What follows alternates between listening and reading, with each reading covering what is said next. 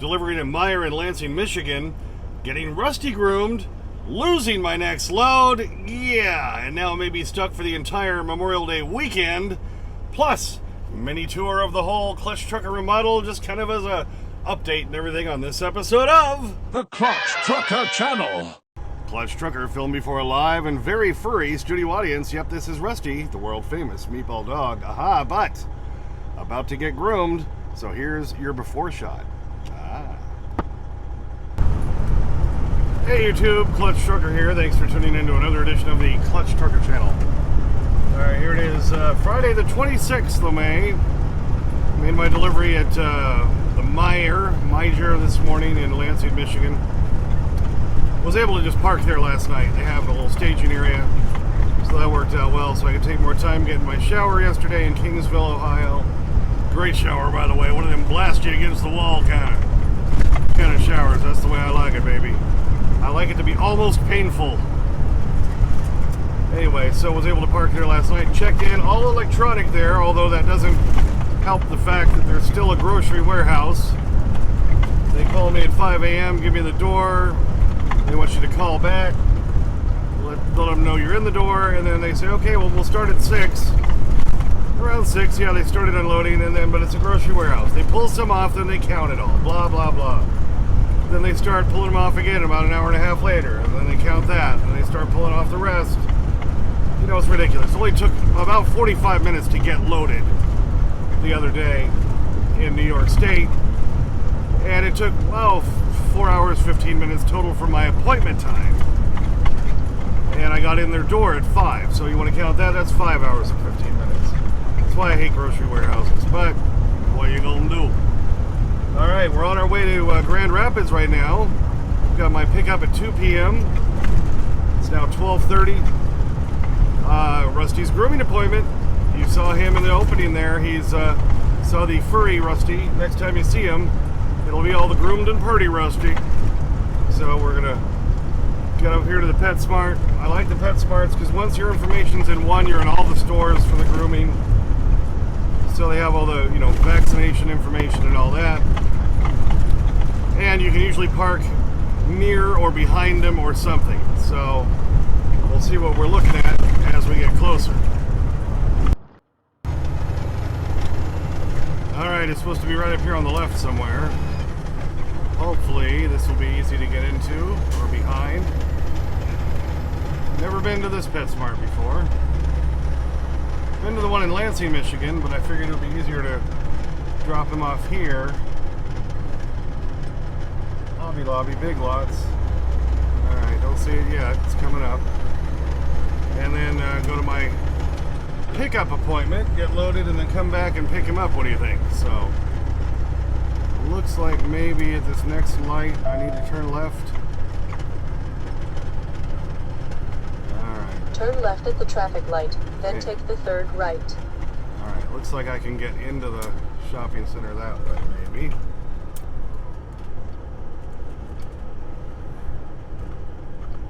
Oh, and it's right on the end. Isn't that handy? Okay. Alright, I think we can make this work.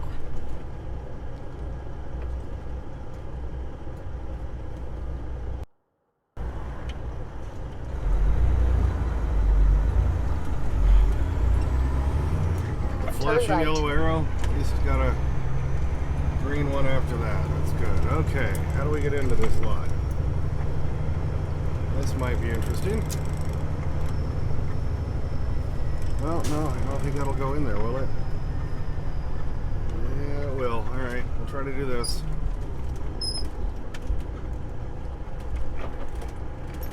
Maybe I can just hide right over here to bring him in. For a few minutes. Arriving at PetSmart. A few hours later. As What's His Bucket always says on Survivor, first things first. Yep, here he is, the groomed Rusty. What do you think? They did a pretty good job. They took off all the fur off it, even off the top of his head, but they trimmed real good around his face. Made his ears look all a little cute and everything. But he's got his little summer cut, so he's all good to go. Yes, you can have the full view here. Oh, isn't he cute and pretty? all nice and trimmed up. I just don't understand how they do the paws so well. I can't.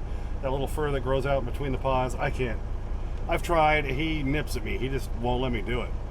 So I'm willing to pay somebody $81 to do that for me. What do you think, Rusty? You're nice to them, right? Yeah, I tell you. All right, he's going to get his bacon strip soon. Well, unfortunately, after I dropped off Rusty, things didn't go well. I went over to the Utz, UTZ. You may be familiar with them. They make lots of various snacks, crackers, puffs, cheese puffs, and stuff like that. It was going to be going to a Walmart distribution center in Kansas City for Monday morning at 1 a.m. delivery. Well, I got there early, got there at 1:10, checked in. They put me right into a door. But it wasn't until, somewhere, what was it, after 3:30, something like that? It was pretty late. But they finally, at least after 2:30, yeah, I can't remember. But they finally called me and said, we can't load your trailer because it smells like oil. And I think I mentioned in my previous video how when I picked up those big machines, those pill crushing, bottle crushing machines that went to Massachusetts, well, they didn't secure the little compressor part in the middle very well at all, as a matter of fact. So they had all tipped forward and oil had dripped out on my floor. I put down the kitty litter type, fast absorb stuff to try to clean it all up. They didn't have any problem with that. On my next load that I picked up was all the Meyer facial tissue that I just delivered early this morning. And so I really didn't think it was going to be an issue. But no, because this was food, they said, well, but it smells like oil. So we can't load you. Can you go get another trailer? No, I can't get another trailer. This is my trailer. So, well, I'm sorry, we can't load you. So here it is, late afternoon Friday on a holiday weekend. Yeah, try to find a load now. So my next load after the Kansas City one was going to be up in Ankeny, Iowa to get me back to the house because my sister's coming into town. So we were looking at all the various options, trying to see if there was anything that could get me over that way. There really wasn't. And so we found one. Elliot got on the phone with me. He was parked in Kinley, North Carolina at that huge Petro down there. So he's trying to find stuff. I picked up Rusty, and I'm trying to find stuff. And we finally found a TQL load that goes from Lansing, near Lansing, Michigan, not too far from where I was, to Aurora, Colorado for a Thursday morning delivery so I can still get home by midday Thursday and spend most of the day with my sister. And this one actually pays better than the one from Iowa. Well, it should because it's further away. But now I have nothing at all for the rest of the whole weekend. I kept trying to call other brokers and look for other loads for something that'll carry me through the weekend. Couldn't find anything. Of course, by that time, it's too late on a Friday afternoon. So, here I sit at the Speedway, not like a racetrack, Speedway, convenience store gas station, in Grand Ledge, Michigan. And I may be stuck here until Tuesday morning. So you got a good spot here at this Speedway. You can see I'm parked on the edge here, so I've got just nothing but grass in me. I'm in a corner. Nobody can block me in. This place isn't even full. Holiday weekend. Looking out there across to the Speedway building and the fuel islands. So I've got big trees behind me blocking the sun. So that should keep me shaded half the day. What do you think? So I'll get up early tomorrow and see, look at the boards again, get on the phone, and look at this hair. See what I can find and see if maybe there's something that I can do over the weekend. Maybe bounce around this area a little bit. Maybe make a little bit of scratch or something. I lost $1,400. Now, like I say, this other load's paying better going to the Denver area. So even if you account for that, still, it's about $1,000 I'm losing. So now I always try to be positive, home, and say, okay, well, I've got things I need to do. I need to catch up on my maintenance reports and get that all off to Elliot and catch up on all the maintenance stuff for my notebook. And so I know where everything is and when I got my last oil change and all the tires and all that stuff I've done recently. So I need to document all that and keep track of that and put it into a spreadsheet. So I've got, a lot to keep me occupied. I've got my, little leak that I have, just a little bit of a leak under the sink. I need to get a different kind of fitting for the tube that leads up to the sink, to the faucet. Well, maybe I can find a Home Depot not too far away. I can PC over there and work on that, because that's going to take, hours to do that. And if I have 3 full days, well, might as well take advantage of it. So first I'll try to find a load. If I can't find one, I'll take advantage of my time and get some stuff done. So now, but being parked here like this, I thought, well, this is a perfect time to reflect on why I did this whole remodel of this truck. And, you know, if you look behind me, you can see most trucks have a bunk in the lower area. I put mine upstairs. And I remodeled this whole thing. I always told my wife, I live in a box, I want a nicer box. So that's why I did it. And I did it for situations like this where I get stuck somewhere. Then at least I'm fully loaded truck-wise with food. I've got my toilet in here. Yeah, I try not to do the big business in there if I don't have to, but it's there for an emergency. You know, but I'm 56 years old. I usually can't make it through the middle of the night without getting up to do the old number one sometimes. You know what I'm saying? And I don't want to have to get all fully dressed just to do that. So that has been a game changer as far as that goes. So I thought, well, you know, for those of you newer to the channel and everything who didn't follow along with my whole remodel, I do have 111 updates all about the remodel from very start to very finish. So if you want to scroll real deep, you can find those. They're all labeled sleeper remodel update number blah. All right. So, but let's kind of do a quick little tour of why I did this and why I won't mind being stuck here for the whole weekend if I don't have to. First off, like I said, I did get everything out, and then my main thing that inspired this was I wanted a toilet in the truck of some sort. And, you know, you can put them in an RV. Why can't you put them in a big truck? Well, you can. And I found a way.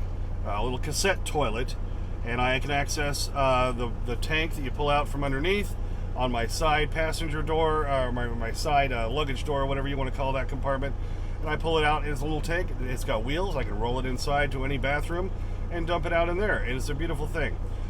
So that's what inspired really the whole thing. Then I decided I'd kind of like to have a sink. I'd kind of like to have a bigger fridge that's fridge only, a freezer that's freezer only, though I could put a lot of frozen food in. I wanted a bigger closet down here. I wanted another place to sit that wasn't the bed or the driver's seat. And before, I always was having to move stuff off of my bunk onto the passenger seat just so I could go to bed. Well, now I just poop upstairs, zip upstairs, and go to bed at any time. So let's kind of do that quick little tour. Oh, and before we do the inside part, let me just show you a quick shot again, since I got the truck wash the other day, of the outside, and you can see that extension box sticking out the back. That's where my bed is now, upstairs. Look how shiny my box is now. That area is what houses the rest of my upper bunk for my full-size bed upstairs, a closet, and more. So now we'll go back into the inside.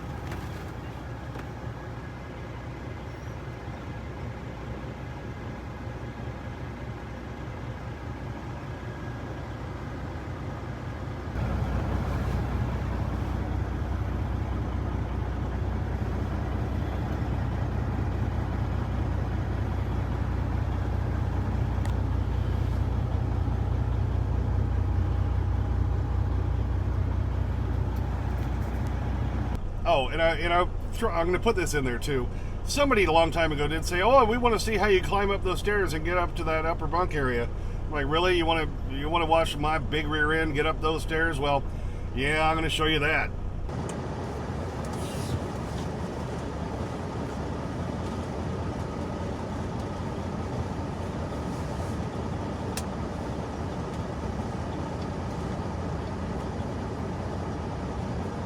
There, upstairs, baby.